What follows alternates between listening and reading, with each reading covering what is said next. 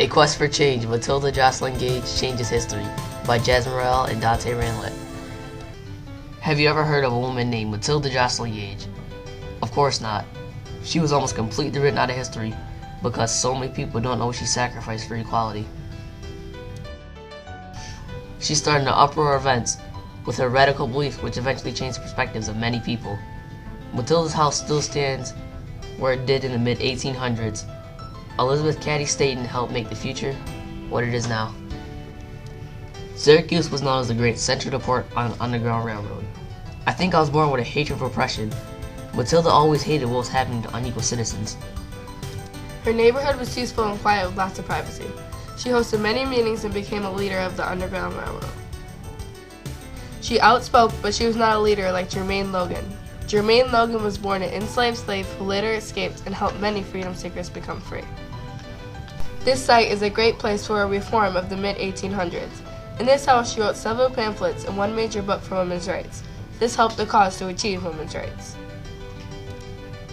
There were also many important people that supported her, like Susan B. Anthony, for two different reasons.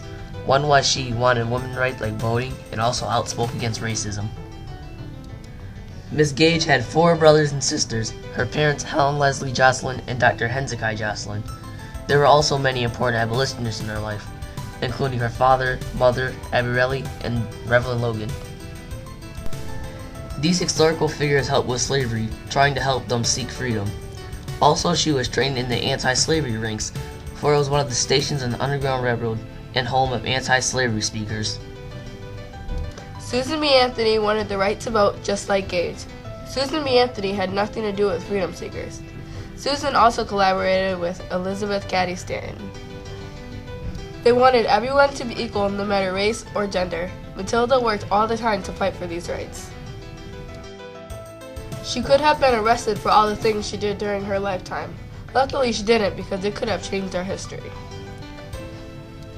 Matilda's house was located on East Genesee and Walnut Street.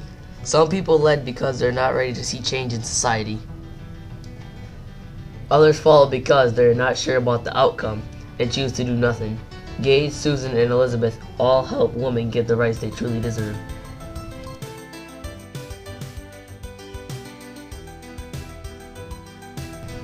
In the words of Gage, there's a word sweeter than mother, home, or heaven.